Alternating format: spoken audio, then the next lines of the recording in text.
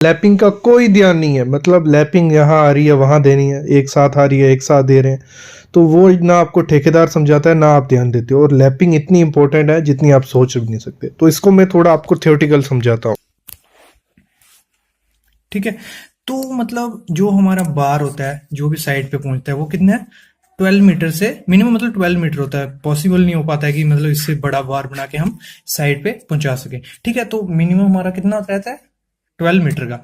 तो अगर हमारी कोई स्लैब है 12 मीटर से ज्यादा है, मतलब 12 मीटर, 14 मीटर हो गई, या जो भी है कॉलम है ज्यादा है, 14 मीटर से लंबा है, तो वहां हमें लैब करने की जरूरत पड़ती है। ठीक है, तो वो लैब लेंथ हम बोलते हैं किसे, जैसे मेरा ये एक टॉर है, ठीक है, ये आ रहा है, और यहाँ जो इस एरिया में हमने लैब किया हुआ है, तो ये लैब लेंथ कितनी होती है, कितनी हमें प्रोवाइड करनी चाहिए एज पर मतलब कोड के हिसाब से, यहाँ प्रैक्टिकल जो साइड पे हम कैसे प्रोवाइड करते हैं वो मैं आज आपको बताऊंगा। ठीक है, मेनली जो हमारा रहता है, जो साइड पे, साइड अगर साइड वर्क देखा जाए, तो साइड पे हमारा आर्किटेक्ट ने ड्राइंग पे मतलब मेंशन किया रहता है एज पर मतलब जोन के हिसाब से, जहाँ जैसे जिस एरिया में आपकी बिल्डिंग बन रही है उस हिसाब से उसने पहले ही दिया रहता है कि कितना आपने लैप लेंथ लेनी है। ठीक है, लेकिन मैं एज पर कोड बताऊंगा कि आपको कितना लेना होता है।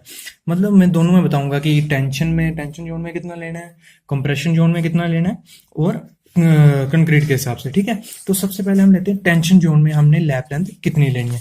पहले आपको पता चल गया कि नहीं लैप लेंथ होता क्या है। मतलब लैप लेंथ की जो टॉर है एक, मतलब अगर 6 मीटर है, अगर हमने उसको कंटिन्यूटी बढ़ानी है, उसके 6 मीटर के बाद हमें एक और जो उसको मतलब टॉर उसके साथ जोड़ेंगे वो हमारी उतनी, उसको मतलब लैप करने के लिए, मैं जोड़ने के लिए कितना लैप लेंथ होनी चाहिए वो ये होगी। ठीक है, वो टेंशन जोन में कितनी होगी, एलडी और 30D। मतलब जो फ्लेक्सुलर टेंशन और डायरेक्ट टेंशन तो पॉसिबल नहीं होता है, मतलब प्रैक्टिकली देखा जाए डायरेक्ट टेंशन आती ही नहीं है, लेकिन अगर देखा जाए तो फ्लेक्सुलर टेंशन में मतलब ये कोई आपका बीम, मतलब कॉलम या बीम है, जो मतलब फ्लेक्सुलर टेंशन बढ़ेगी सीधी, उसमें हमने कितना लैप प्रोवाइड करना है, वो कैसे, एलडी और 30D।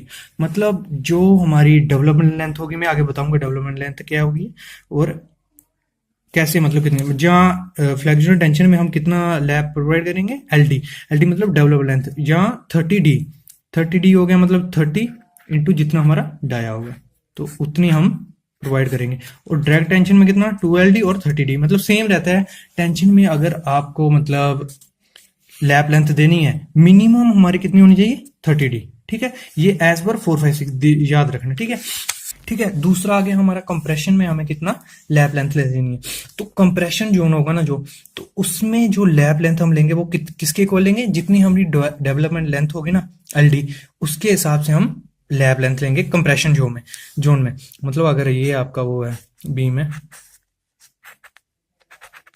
ठीक है, ये आ गया आपका कंप्रेशन, ये टेंशन जोन, तो यहाँ हमारा एलडी रहता है हमेशा ऐसे। तो जितना हमारा एलडी होगा उतना हमारा लैप लेंथ होगी कंप्रेशन जोन में। ये आगे मैं आपको बताऊंगा, मतलब डेवलपमेंट लेंथ मेरा एक आगे टॉपिक भी है।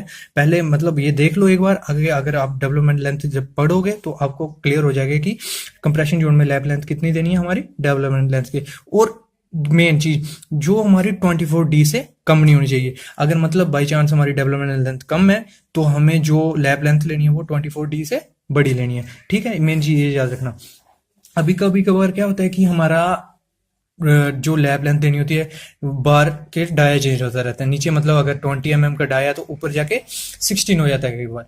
तो वहां हमें कौन सी मतलब क्या लैब देना है, किसके हिसाब से देना, जो हमारा मिनिमम डाया का होगा ना, जैसे 20 और 16 था, 16 के हिसाब से हमें वहां लैब लेंथ लेनी है। ये मेन है, मतलब इंटरव्यू में भी ये क्वेश्चन पूछा जाता है कि अगर डाया चेंज हो रहा है तो हम वहां लैब लेंथ क्या लेंगे। ठीक है, आगे आगे मतलब मैंने बताया था कि लैब लेंथ में आपको उसी हिसाब से बताऊंगा। अभी आगे कंक्रीट के हिसाब से, मतलब जहां कैसा हमारा ग्रेड यूज हो रहा है उसके हिसाब से हम लैब लेंथ देंगे। ठीक है, अगर हमारा 1:2:4 है तो वहां हम मिनिमम कितना देते हैं, 40D। मिनिमम हमारा मतलब लैब लेंथ 40D होना चाहिए। अगर 20 डाया का बार यूज कर रहे हैं तो 40 × 20 800, मतलब 800 mm हमें लैब प्रोवाइड करना ही करना है। ठीक है, और आ गया हमारा M20 में क्या होता है, मतलब कॉलम के लिए अगर M20 हम कॉलम में यूज कर रहे हैं तो हमारा कितना होगा, 45D, मतलब 45 इंटू डाया, जो बार का डाया यूज होगा 60 रूफ बीम के लिए और 60D इंटू स्लैब के लिए। बाकी ये मतलब जो अगर आप साइड पे अगर काम करवाने जाओगे बिल्डिंग कंस्ट्रक्शन में, तो मतलब जो आर्किटेक्ट ने हमें दिया रहता है एज पर कोड, या एज पर जोन, या जैसी बिल्डिंग का आपका स्ट्रक्चर है फ्रेम के हिसाब से आपको पहले ही लैपिंग लेंथ उन्होंने मेंशन की होगी ड्राइंग में, ठीक है।